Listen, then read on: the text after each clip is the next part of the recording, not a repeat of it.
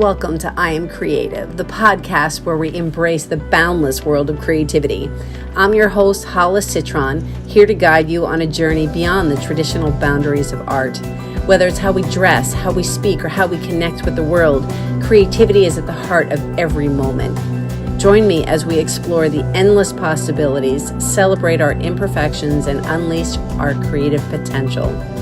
Ready to breathe in inspiration and breathe out limitations? Let's dive in and meet our inspiring guest for today.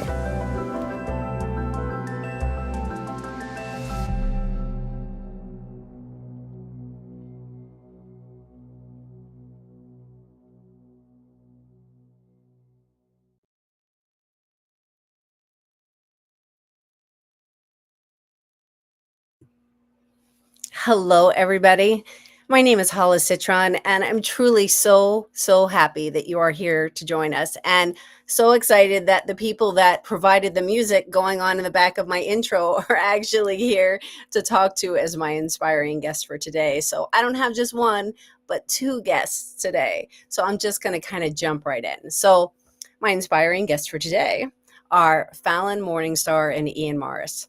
They are trailblazing entrepreneurs whose dedication to innovation and global wellness has made them influential leaders in the industry. Falyn created the Radiant Balance System, seamlessly integrating functional diagnostic nutrition, clinical testing, somatic practices, sound healing, and meditation. And it's a testament to her revolutionary approach to women's health and well-being. Ian Morris is an acclaimed artist known for his frequency-minded music and LTS method, from listening to smile, which has pushed the boundaries of sound therapy and stress reduction, garnering global recognition. Together, they have multiple companies and continue to redefine the wellness landscape through Listening to Smile's recently expanded networks, Frequency Minded Magazine, LTS Podcast, and LTS Records. Oh my God, so much going on. Falyn and Ian, so happy to have you here. Thanks for having us. We're happy to be here. Yeah, welcome to the space. This is definitely going to be an inspiring conversation. So we're just going to dive right in. But first, I'm going to start with a fun fact from each of you. So if you'd be kind enough to share a fun fact or an interesting something about you so we can know you a little bit better from the start, that'd be great. What if we answered for the other person? Ooh, Falyn's surprise. Yes. Do you agree, Falyn? Yeah, we can do that. Okay, go for it. Okay. Who wants to go first? I think it's interesting because a lot of people that work with Falyn in the healing space and the health space don't realize that she has a master's in environmental engineering and that she also has a degree in business. And it's just interesting because there's all these different little facets of Falyn. As you get to know her more, she has a lot of surprising things that you just wouldn't, like engaging in one industry, you wouldn't realize that she has all these different talents and skill sets. So I think that's cool tidbit. Yeah. Oh my gosh, I love this idea. This is brilliant. It's kind of like the newlywed game. Oh yeah, like with the shoe or something. Yeah. Fun fact about Ian. I feel like you have so many fun facts. Honestly, if you ever need help with knowing a certain year or title or quote of any movie, Ian is your guy. Like anything. It's like, oh, you have to watch this or you have to look at this. And did you see the soundtrack of this? And it just is, it's mind-blowing how much his mind retains. And I think that's just, you're like a walking encyclopedia, or not just movies, really anything, to be honest. I love it. It's so funny. It's so funny that you say that, because my husband will kind of like shoot out facts. I'm like, how do you know that? It's like the most mundane, you think it's mundane thing, and he can go on about it. I'm like, no idea how you have information about that, but that's pretty amazing. So thank you. What a beautiful way to start. So, okay. So first official question is, and why don't we start with Falyn this time? How do you define creativity? Probably very simply, creativity is really life.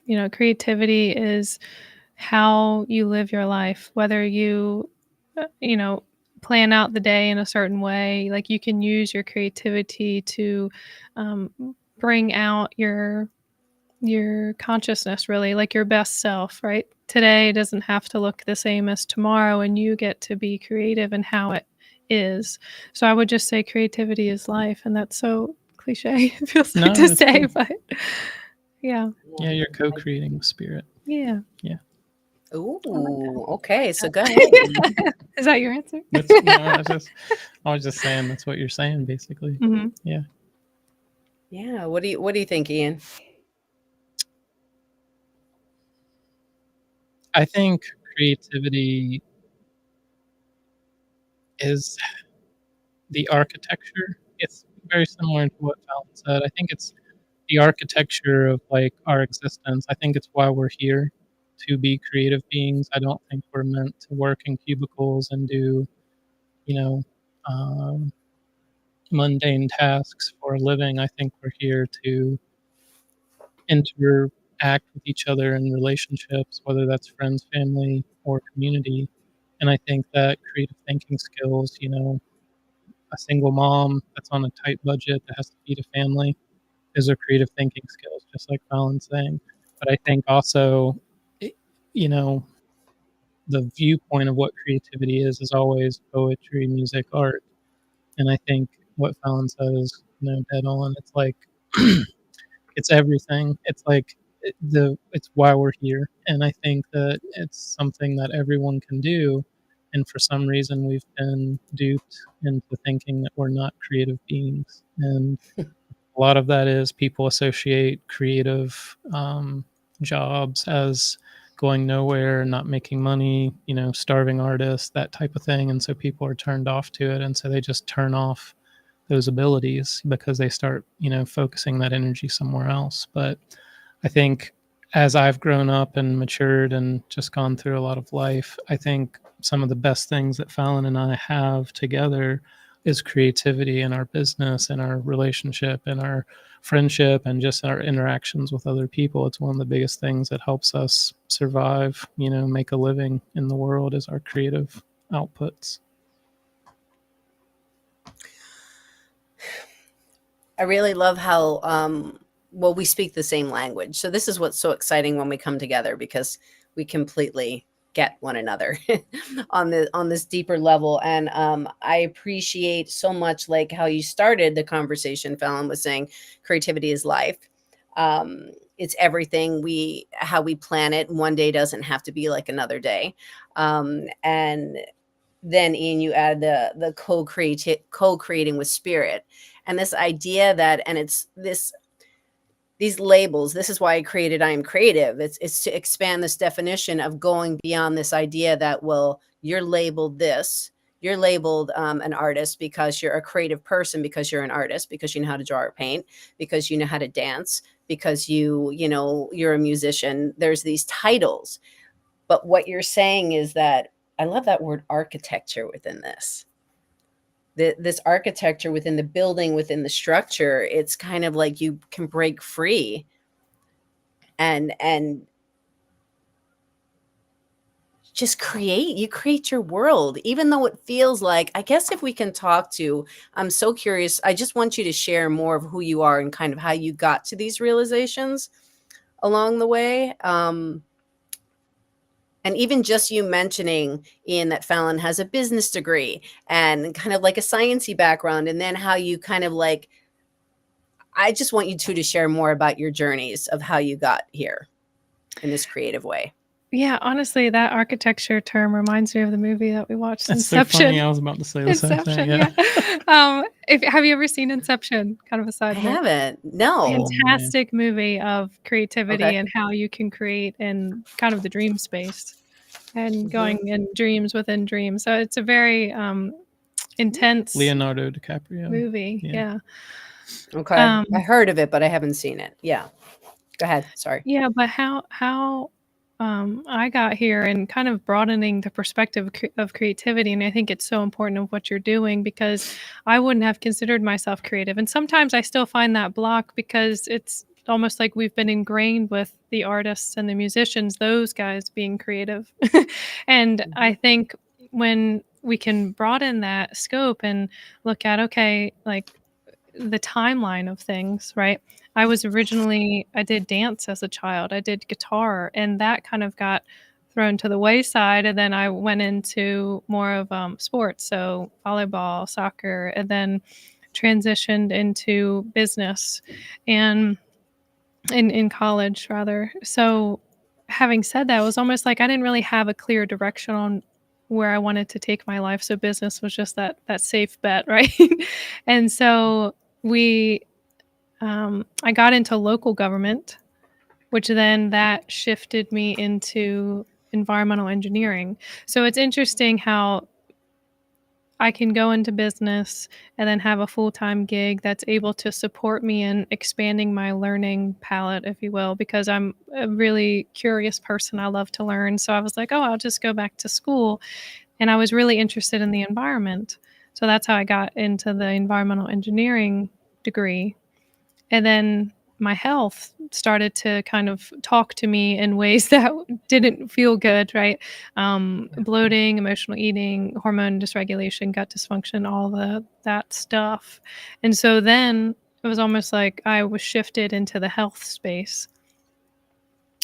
And it's interesting how this web of things is creating itself. And we were just talking to a friend of ours this morning about how maybe one person can really specialize in something. Like Ian is just um, an architect, we'll say, of frequency minded music, and how he can really just bring out and channel these beautiful frequencies and these melodies. And he has many other facets too, the poetry and the artistry. But in my realm of my life, it's almost like I've been the jack of all trades, like touching on all of these points of, the environment, the engineering. I was in the health insurance industry for a little bit too. So it's almost like I have a yeah, just call it the jack of all trades. So the creativity part is almost like allowing you to be pulled into the direction that the universe is guiding you and being open to it. It doesn't really have to make sense, right? Because if I look back, I'm not technically using my environmental engineering degree, but it's part of my wisdom and my knowledge to then help other people maybe in those fields, right? So it is a creative element to my life specifically. Yeah. Yeah. Well, I just want to kind of say to that, which is a perfect point, that it's these experiences that we have, and then everything builds on itself. And then you find yourself utilizing those things that you learned in those different spaces to then take you. It always sounds kind of cheesy, but everything does have a purpose. Right. In order to gain that information, what you gained from your learning business, and what you gained from dance, and what you gained from sports of working together and all of this kind of stuff, and everything kind of, and then how your health, you didn't have a choice at that point. Like, your health was just kind of like, hey, what are we doing here? Yeah. Which led you in that direction. Absolutely. And I'm so thankful it did because I wouldn't be doing what I'm doing now, right? So it's kind of like those really critical pain points get us shifted into where we're supposed to be. And I know Ian can certainly attest to that too. Yeah, go ahead, Ian, your turn. Tell us Mhm. more about you. Yeah, I'm just here to be creative. It's like my favorite thing to do: poetry, music, art. Those things are tools. And as I've gotten older, I've realized that these are really just tools of engagement for me. My gift is interacting with people. And I think that I really enjoy those tools of engagement. And it's something I know I couldn't live without. And I'm truly excited every day to get up and to work with those tools. And so um, I think it's one of the things that keeps me in the present moment as well, because I think, like, when, as we're getting older and, you have friends that pass away from health issues, or you have, older family members that pass away, it's like you're always confronted with that, like, I'm going to die one day. And I think the only thing that really freaks me out about that is that it takes me away from creating more. And then, but the thing is I'll be in a different realm doing more creating, right, in a different way. So I think, like, it's like you can tell that the drive for me is creating and interacting with those tools. It's something that has become a part of me, extensions of me. So it's just something that's really fun to do and to interact with. And I think that what has really helped me to be the most creative is to release control, and knowing that every day I'm excited, just as people who are listening to my music, have their interactions with it. Me making the music is the same experience pretty much, because as I'm creating, there's a lot of channeling that's going on. So there's a lot of things that I know that I create that I don't know if I could recreate again in the same way. And so that channeling allows it to be, a lot of improvisation and a lot of intuitive connections with spirit. And then at the end of that process, when I'm listening to it, I'm just like, wow, that's interesting how that happened, And so I think that excitement of not knowing and to be tapped into all of those endless possibilities, and that, that hyper focus moment is just really powerful. So Is this something that you've done for your whole life? Have you had other jobs prior to this, before musician and before poet and before all of these? Is there something yeah. else that you did? Yeah. No, well, so I ran a mainframe at a bank, worked at a bank and did PC repairs and mainframe maintenance when I was in my early 20s. But yeah, I remember I wrote my first poem while I was at work at the bank, and it was called Truth Seeker. And the poem was geared towards how I was basically knowing this is not the path of my life. I remember having a conversation with my mom where I said, Mom, if this is life, I'm not excited. I said, I go to work, I work until I'm exhausted, I come home, I sleep, and then I get up and it's time to go to work again. And I'm working 60, 65, 70 hours a week sometimes.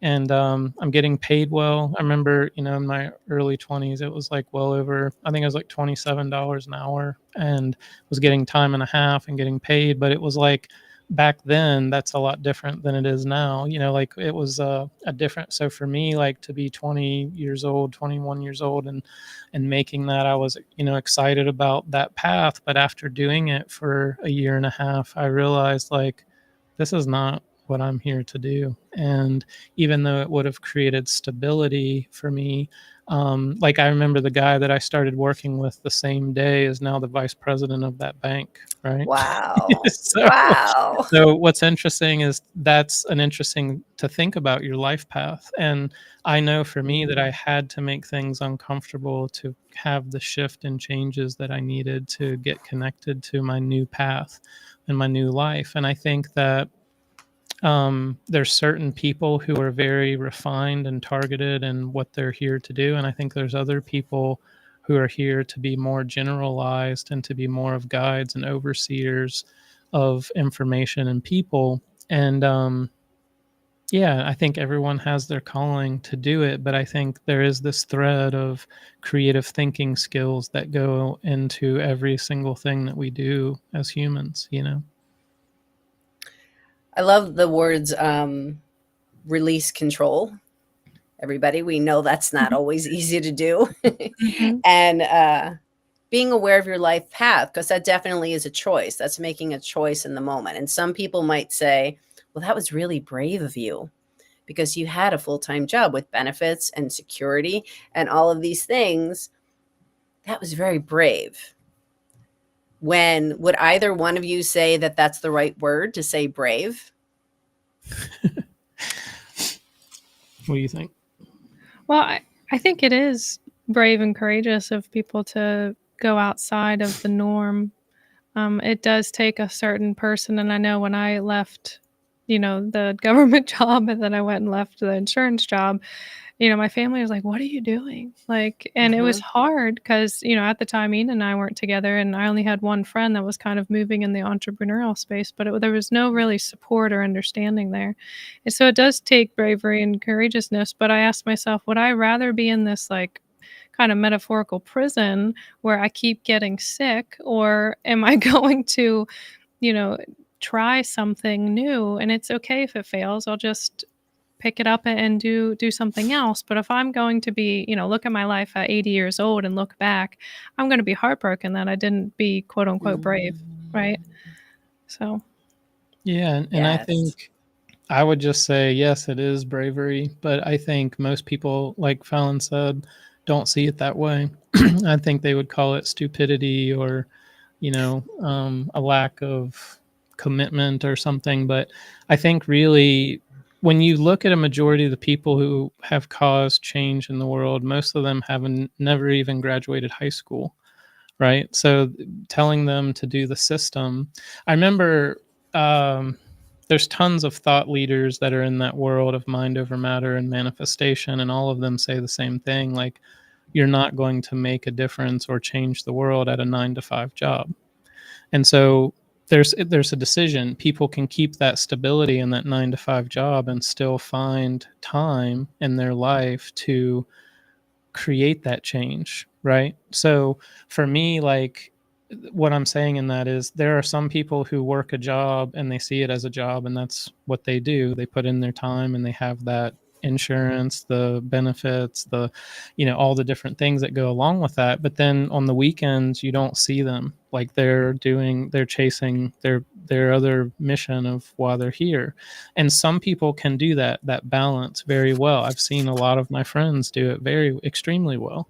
But I also have a lot of friends who crash and burn because they're not meant to be, and they're more sensitive or have more that empath nature where they're very sensitive and very delicate in a lot of different emotional situations. And I think that people see this. There's a book about this. It's called the HSP, the highly sensitive Yeah. person.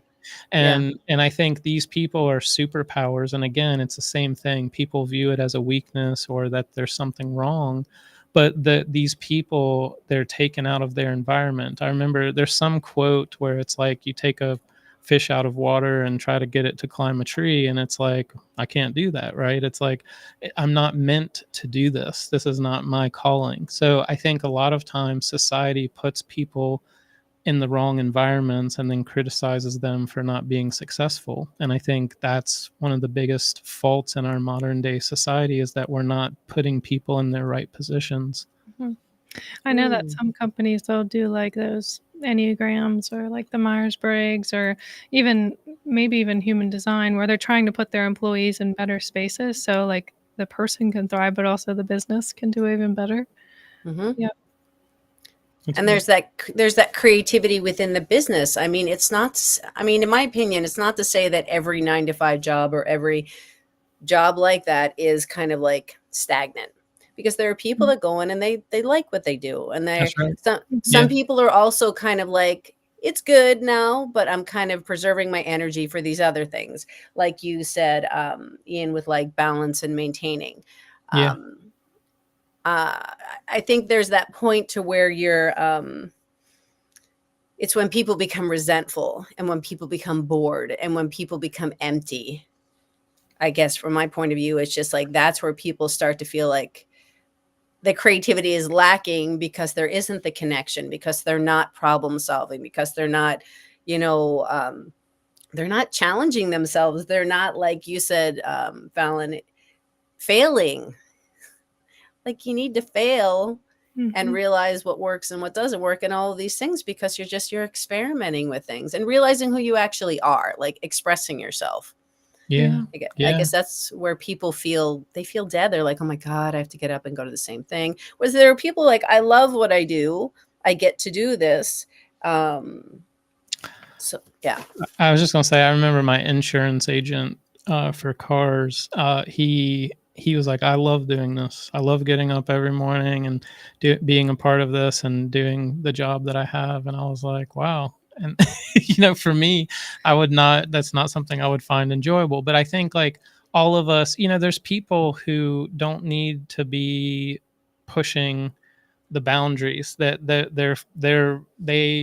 have more focus on their personal upkeep and self-care and like their interaction with their friends and that lifestyle, and they're not here saying like, hey, I want to create something that's making change in the world in this certain way. And it's a driving force in them where it's so loud they can't put that to Yes. sleep, right? That's a good point. Yeah. Yes, it's where it's so loud. You're like, oh my God, I have to do it. Like you're so excited, or you're so like, okay, I That hear you. I spark. need to do Yeah. this. I need to do this. I know when Ian starts a project, he is just so gung ho, like he just can't chill or like put the computer down. And I think like so that's like a beautiful drive, right? But you have to find the balance, right? You have to get outside and things like that. Yeah, thank God for Falyn, for sure. There's so many times where there's times where I'll be like 10, 12 hours, and then she's like, you need to get outside and go for a walk. Let's go. And like, I'm like, I just got one more thing. I got to finish it. It's Or like on the walk, he's like, man, I have to do that too on that page, and so it's a beautiful passion and drive. And I think for me, I just have this it's almost like trying to tie in human design. There's a specific center that's the root center. Mhm. You're talking about the key? No, not the G center, but the root center. It's almost like if that's defined, you have this this rumbling, almost like this desire to evolve. And I have that, although I don't know if any of your audience or you are familiar with human design, but some people have their G center defined, where they know what they're here to do. They know themselves as a person. And so that's Ian, right? So he has this direction, this drive. And I think for me, I don't have a G center, but I have a defined root. So I have this desire to evolve, but I don't have a specific target on what that is, right? And I think that's not my mission in this realm. So just pointing that out, where in relationship we both have this drive to continue to push and whatnot, but it looks a little bit different. So yeah. For anybody who's not familiar with human design, it's how you are made up. So it's like generator, manifester, manifesting generator, and then there's one other Projector and reflector. projector, which need to be invited into situations. They're kind of Right. observers and need to be invited in. Yeah. And I will say, from a health perspective, it's fascinating to know what you are, because a lot of projectors, myself included, are kind of a smaller portion of the population, and generators are a larger portion, and they have the ability to create energy within themselves, right? They have their own energy center, where projectors, we kind of we steal our energy. Steal people's energy because we can't generate it on our own. And that's all fine and good, but it's almost like there's this time and space where you have to be by yourself to recuperate and know more of who you are and yourself. So I'm saying that because I was acting for a large part of my life as a generator. And I think that's part of the reason why I got sick, right? So I just found out, the human design stuff probably about a year ago, maybe. And so I was, working full time, training as a powerlifting woman, going to meets, and I was going to grad school part time, right? And so I got myself in a predicament where I'm like, oh, okay, that's too much. Maybe a generator could handle that, but certainly not a projector. So it's almost like knowing it's tying science together with more of a spiritual aspect. And I think they're both super essential for people to evolve. I remember, I'll just say this quickly. I remember my dad, because I grew up, my dad taught us how to build computers and do programming and stuff. And one of the things that he would always complain about was hard drives. As they came out each year, they just kept getting bigger and bigger. And so as the hard drives got bigger, the software coders would just write bigger and bigger programs instead of being more refined and like having their code tight. It was like they had more room to just make crazy code instead of like being very tight and refined. And so he was just saying how much of a waste of space it was. And I think like when I think of generators and projectors, like I'm a generator and she's a projector. Projectors are that tight, refined code that need less time because they're organized and they have an idea and a vision of like where everything's going. And then a generator is like this crazy worker bee or ant that has so much energy, it's like doesn't view it as a resource. It's just like it's always there, endless. So I can just drive 12 times across country and back, and just as long as I'm finding what I need, and a projector is more like I'm going to take this trip from here to here and I'm going to get all the things I need and I'll be done at 2 o'clock and then I'm going to take a nap, right? And so it's like the way that this works is for us, I think, is Falyn has a lot of organization and knowledge in a lot of different subjects, and so she kind of oversees a lot of things from a different viewpoint than me. And I have a lot of energy. So the things where Falyn's lacking energy, she can borrow some of mine because there's tons. And then also I can do things that, maybe doesn't have the skill set for, but then it goes the other way where she has such a effortless workload in such a short amount of time. It's amazing all the stuff that she can get done in 2 or 3 hours versus me working like 12 hours for a project time. So I think when relationships see the human design and what it can bring to acknowledging your shortcomings and accentuating your gifts and your skills in that relationship, it's massive, I think. And then in business, like Falyn was saying, like when you start rearranging your business to fit the people that are working for you, I think it really changes a lot of things too. And I think we're trying to do that as we're integrating people working with us. We're learning their human design and what makes them tick and where we can find them to be excited, because we're going to get better work and communication out of them that way. So before we go on to talking about how creativity has helped you heal, physically, emotionally, or spiritually, can either one of you provide for anybody that is like, oh, I want to find out more about my human design, is there some place that they can go for free to kind of check that out? Yeah. I don't know the site. I don't Just know in general, like to tell, but there is, right? If people look up human you design. can get a free chart reading. The only thing that you'll have to know is your date of birth and the time of birth. Right. And that'll get you started. Yeah. And there's websites that you can go and just say free human design reading. We use Anton Zakor. Yeah. He's like human design expert. So even getting in touch with him would be fantastic. He has email. Yeah, we can put that in the show notes. Yeah. But I agree that it's definitely good to work with somebody after you kind of find out, if you want to find out more, because someone knows how to translate all the information. I'm a generator as well. And I think with my husband, it's a lot. It can be a lot. Is he a projector?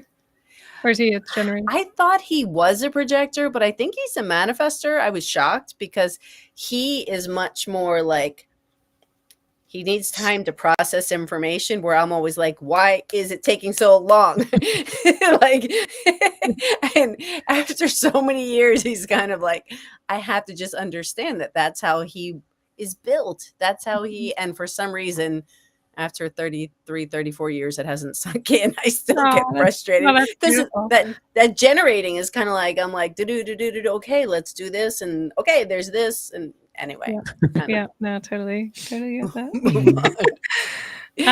But yeah, even going to the Anton show, it's a YouTube channel for Anton. He has like some videos up there as well. I know he's expanding his craft into different things, human design being one of them. Yeah, he's a podcaster and a human design and gene keys guy. Okay, so we'll put that in there. So okay, I know that Falyn has touched on how creativity has kind of helped you with the healing, emotionally, physically, and spiritually. And I want to hear more. And I'd like you, Ian, to also tell people, because it has literally, first of all, tell people what frequency minded music is, if they don't know, but it literally has healed you, Yeah. like It's in been a all huge, aspects of yeah. that. So, yeah. Yeah, I was going to say, as far as the creativity being so healing, I think I have to turn to more of like the emotional body. You know, we kind of touch on the physical self, certainly eating in a balanced way, right? Kind of like being creative with what your macros look like or what your seasonings look like, right? And being creative with your exercise routines, right? If you're a female who's still menstruating, you can change up your workouts based on where you're at in your cycle. So if you're more in the follicular phase, right in the beginning, maybe you want to be just more gentle, doing some yin yoga, doing more regulating and calming exercises, stretching, walking, those types of things.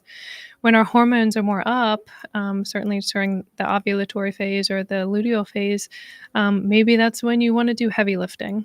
You want to do I don't know, let's say 4 sets of 5 reps, right? So you have that strength. So being creative in that aspect is totally open too. And that's been healing because I think a lot of times we focus on one particular diet, the ketogenic diet, or one particular exercise program like weightlifting, and we get sucked into this box of, if I don't do this, I have, failed, or I'm not worthy of this, and blah blah blah. But you get to choose. It's almost like connecting with your body, right? What does it need to eat? Like checking in with your liver, your heart. What food is it craving? Checking in with your menstruation or your energy level, right? You get to decide instead of somebody telling you what to do. And so It's that, very intuitive. yeah, it puts the power back into yourself, right? And so same thing with supplements, being creative with, hey, if you're going to do some functional lab tests, say like a mineral analysis, what minerals are you lacking in? How can you get that from food versus where do we need to supplement? So being creative in that aspect too. Um, I want to touch on the emotional part with somatic experiencing exercises. So if you are kind of having a dysregulating day, or say if you got in an argument with a relative or a partner, and you are equipped to know certain somatic exercises, maybe you're doing a certain push away somatic exercise on Monday because you need to regulate yourself. You need to create some space between this person and yourself, or whatever it is, and on an energetic level. And that doesn't work on the next day that you have maybe a similar conversation or similar argument. So being creative with how your emotional body needs you to respond to, it's not ever going to be perfect. But if you can learn yourself in a way that's supportive of, hey, I'm menstruating today. I didn't eat well. Like, this might be why I'm feeling this way. And I know what to do about it because you know yourself that well. I think that's where creativity can really come into. So That's cool. that's Yeah. really how I've been doing it. It's kind of a trial and error, right? Of what resonates and what doesn't. Just the fact that you said, which I think is such an important point, of if you're menstruating, then your body may be more equipped to do one thing over the other, instead of just thinking, okay, today is lift day and it doesn't matter what's going on physically. This is lift day. And then you're, oh my God, why do I feel so weak? Why do I feel? And then you're like, oh my God, that just wasn't a good workout. Yes. When what you're saying, which I love, is what is your body feeling? And how can I go with the flow of that in order to then be more successful? You're not going to hurt yourself. You're going to feel like you accomplished something, and it's just going to be good all the way around. Yeah. It's all about listening to that internal clock. And I know, or that internal talk, really, because if you don't, you're going to get messages where something's off. Your body's always going to send these messages to you. And if you're not listening, it's going to get louder and louder until you do hear it. Yeah. Very true. Thank you. How about you, Ian? Tell us how it's literally helped you. Yeah, in 2011, 2012, I got diagnosed with colon cancer and MS, and I was just having so many issues with my body, everything from blood pressure and heart arrhythmias to Any time I would eat foods I had grown up with my whole life, no problems digesting, was having tons of breakouts, rashes, skin issues. I was having digestion issues, bloating, cramping, throwing up, diarrhea, the whole gambit of stuff, and just really went through a dark night of the soul. And I had a friend that had given me a book called The Healing Power of Sound by Dr. Mitchell Gaynor, and it's a traditional cancer doctor who started using singing bowls and sound with his patients and started seeing really dramatic recoveries. And he said that he felt that the music and frequencies was pulling hope to the surface in his patients, and that is what he was seeing was being, because they were relaxing their nervous system and they were having the first time where they were settling in, and then they were getting coaching on bringing hope and bringing optimism back into their life. And so when I read that book, it just really resonated with me. At that same time, I was a musician, didn't have the money for insurance, for treatments of all the things that they were wanting to do, and also just was kind of getting into all of that healthy stuff and getting into that holistic life. At that same time period, I started realizing there was a lot of things that modern medicine can do for you, but I think preventative medicine is not one of them. It's like something that is helping you to beforehand, preemptively take care of disease. It's not what that industry is for, right? So I think, like we just witnessed Falyn's mom getting open heart surgery, and it went through a lot with that. And just seeing that and being so thankful for the surgeons and the team that was working with her that got her healed, and she's doing amazing and healing, faster than expected. But there's a time and place for that, right? There's things that we need those teams of people, but there's just a lot of things in that industry, pharmaceuticals and things that are geared towards profits more than a person's health. And I think there's just so many natural things, natural rhythms, natural light, natural foods, things that are here to nurture us and to be that preventative medicine, so that we don't end up in those spaces. And when I was getting into that is when I hit this kind of bump in the road. And so it was something where I was a skeptic of a lot of things that they were wanting to do, and didn't really have people like Falyn or those types of people around me that were in more of a knowledgeable space with that. So I had to read, and one of the books was The Healing Power of Sound, and then Louise Hay, You Can Heal Your Life. And those two books just kind of hit at such a great time for me that I know they were placed by angels, the universe, to be on my path. And it really changed my trajectory in a lot of ways. So I started getting into, I was already a musician, I play about 28 instruments, and just love all 28, you kinds said.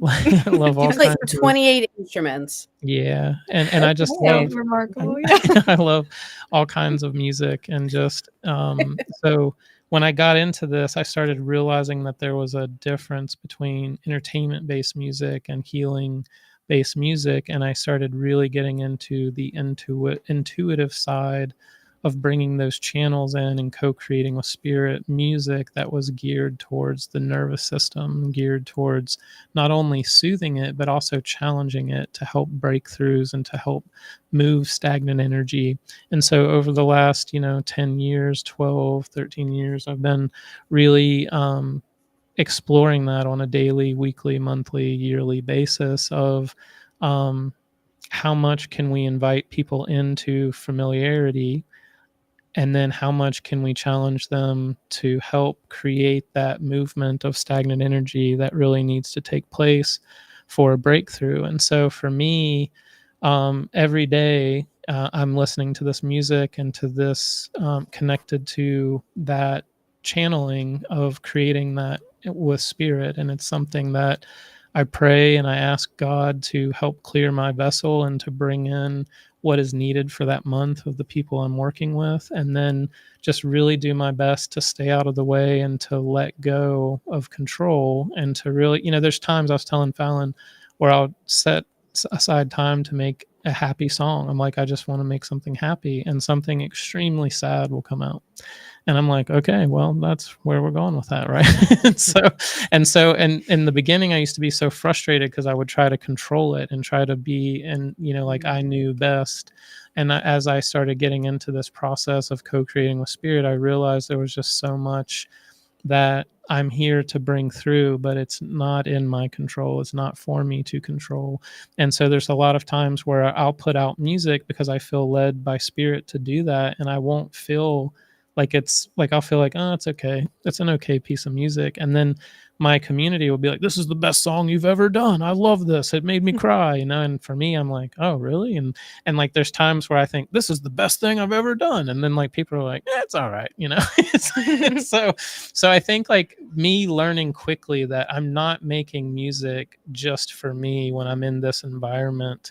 What comes through is what is supposed to come through. And so the sooner I learn that, the more precious this process became for me, was just realizing that each part that's coming through is for a specific reason. And it really takes a lot of stress off of you to have that viewpoint, to realize like it's not all in my hands. I don't have to be the determining factor of everything that's coming through. God knows, universe knows what needs to be brought forth, and I'm just here doing my part. I think showing up, that's my part, right? Because this is the 10th year. So for 10 years now, every month I've made an album, and that's an achievement. I realize that a lot of people would have given up. I've gone through, in the last 15 years, I've been, I started off like when I got sick, I was actually homeless for a while.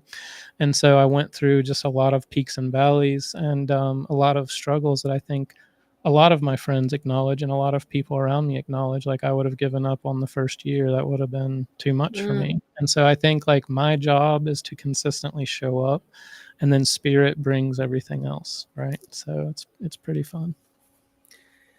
Okay, so I have a bunch of questions, but I'm going to go with two. But the first one is, you said that it's releasing control, it's spirit led. When you are going in to make a song, to record a song, do you have an idea, like at least with the is there any preparation that you go to it with, or do you just kind of listen in and you're just kind of like, okay, I'm supposed to do this, this, and this? Well, so the Anton that we brought up, he works with us monthly. And then we also have an angelic channel that works with us, Will Brown, and then Falyn. And so Falyn has things that she contributes. Anton has things that he contributes with human design and gene keys. So he looks at the collective energy through those, the human design and the gene keys. And so he gives us a write-up of what's happening for the month based on his information. And then Will, the channel, does the same.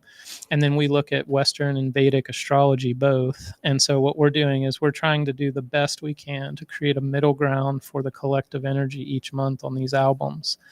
And then what I do is I listen. I love to create the artwork first. Like I get all this information that comes through, and I start. This is my creative input. Is I get to title the album based off of all the information that we're looking at. So I come up with some titles, and then I just meditate on those titles. Sometimes it's 10, sometimes it's 3.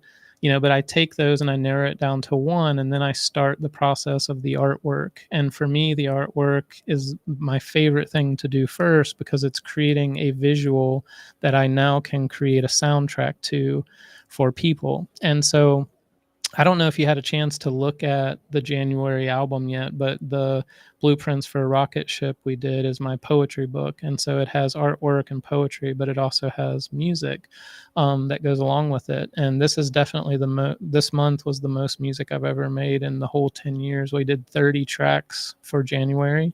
So 24 tracks and then 6 meditation tracks. And it's a, it's a very big, expansive project. But that's what I really like to do, is to really listen. And a lot of times I'll even get downloads of music where I'll hear the full pieces of music in my head. And then I just do my best to create something that's in alignment with that. So the visuals come first and then the music. Yeah, and for a lot of me, meditating and all the gene keys and all this. Do you know about gene keys, Falyn? Yeah, there's a Can you book back there on it, but not can I mean, I'm not a whiz or anything, but I think human design and gene keys are very much interrelated, right? You're looking at more of the finer details via gene keys to enhance the human design. I feel like and yeah, sometimes people gravitate towards one or the other, but I think they really can be there nicely there should be linked. together, I think. Yeah. The Anton that we work with, he says that the generator and projector means nothing to him. Like he says it's an energy signature, but he said within the projector there's all these different archetypes based on when you were born and what gates you have. And so he was saying that it really means nothing. It's kind of like in Western astrology saying I'm a Leo. He's like, but what's your rising sign? What's your moon sign? What's your, he's like, Mhm. and so he's like, once you find out all these intricate details, then you can really know the person. But he said the gene keys is like really the gasoline to human design. Like there's not much without that. Yeah, if you look up Yeah. Gene Keys, Richard Rudd, it's a 2.5-inch thick book about the Gene Keys. Yeah. Yeah, I just wanted to let people know simply kind of Okay. what it Oh, was. yeah. Yeah. Mhm. So Yeah. it's almost like, how astrology, they have different houses and Mhm. things like that. It's almost like that. You're learning about specific. Nuances of the sign. Yeah. Yeah. Yeah, honestly, that's what it Mhm. is. Yeah. So much to look up, everybody. It is. Yeah, it's a lot.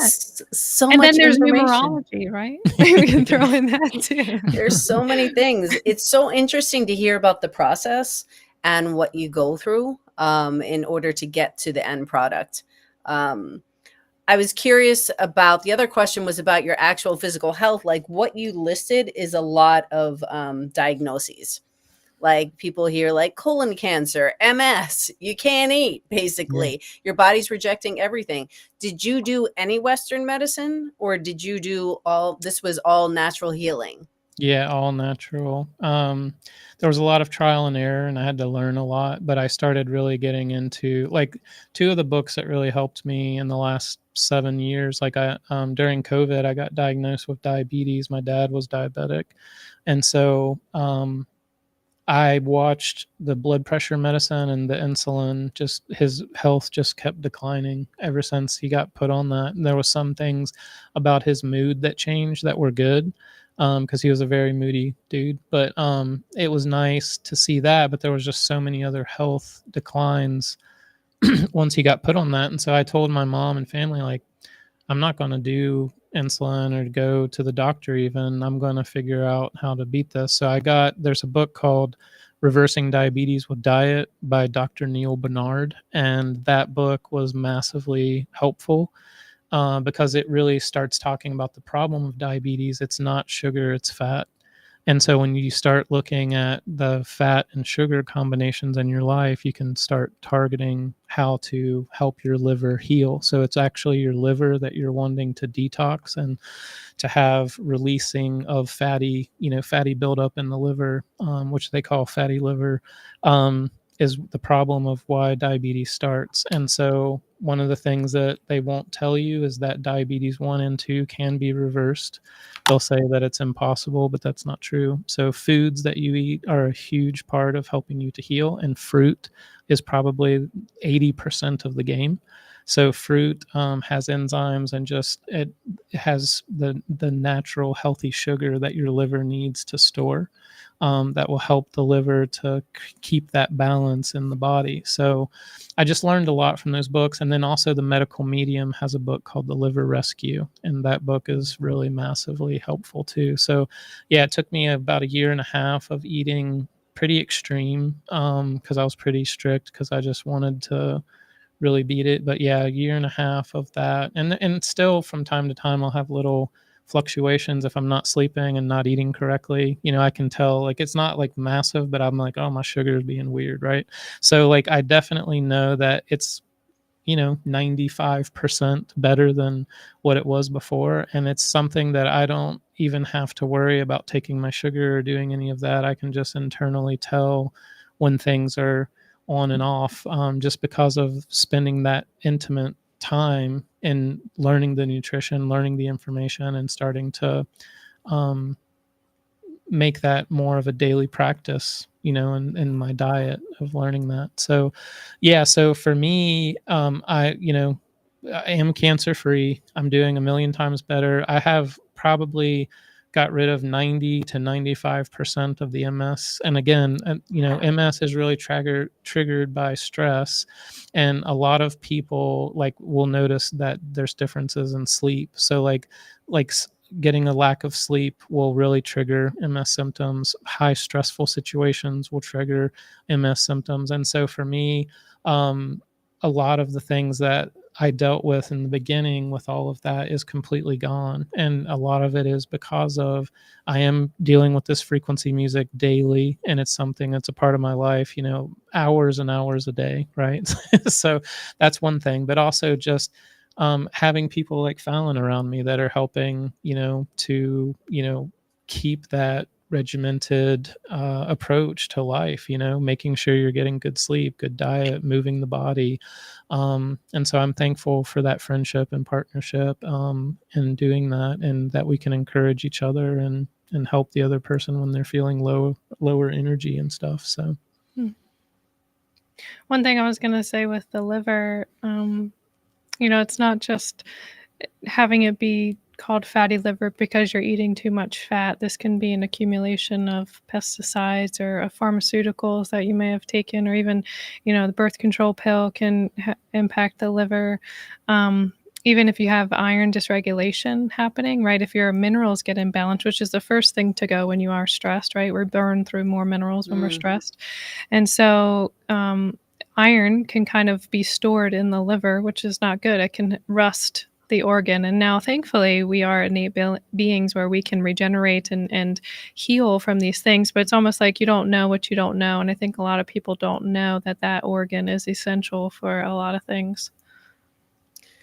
Oh my gosh, everybody. You need to contact Falyn in order to be able to learn all these things.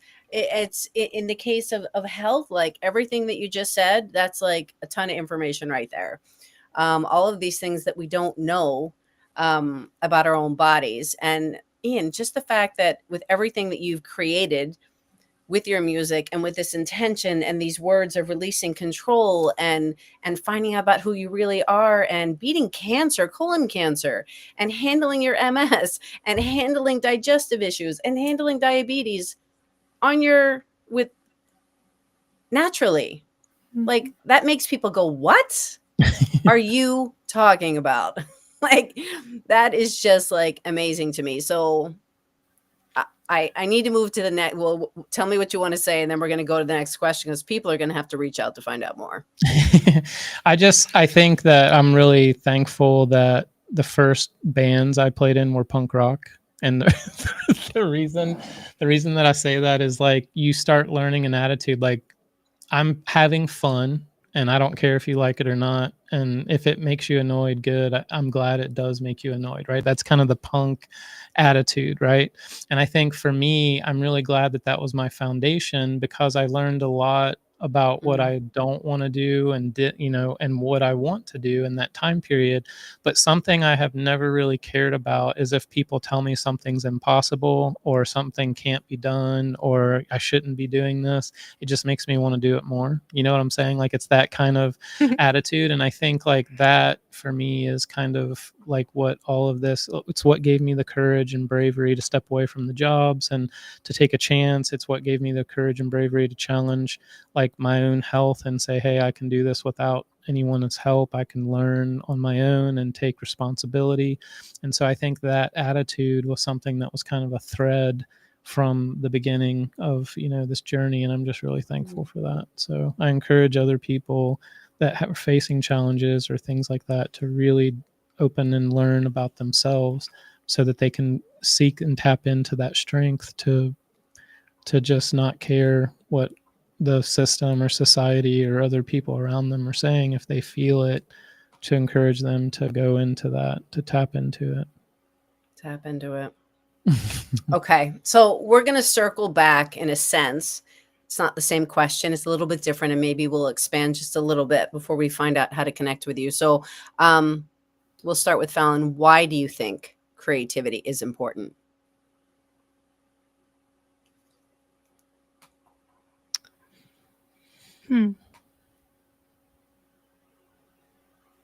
I think it gives life worth living. I think when we're not able to, it's almost like creativity is a form of expression, right? And if we're not able to do our expression, I think it's almost like our energy signature. If we're not able to express this certain energy signature, it's almost like life is not fun. Life is not worth living. It's like we're all the same person then. And I think there's great expansion that can happen when people have the courage to be creative. So I think that's probably the best I have right now. And I'll just say, adding on to that, is I agree, but I think that there is no innovation without creativity, and innovation, I think, is what shapes the world. If everyone did the same thing the same way, there's really no point in us being here, because we already know the outcomes. I think what makes life exciting is spontaneity, which is, just another dot connected to creativity, being in the moment, being innovative, being in a improvisational state. Those are really what makes life fun. And so I think, like, innovation, there is no innovation without, creativity. So I think the reason that it's important is that it makes, life spontaneous and full of possibilities. And almost like none of this around us would be here, right? Because like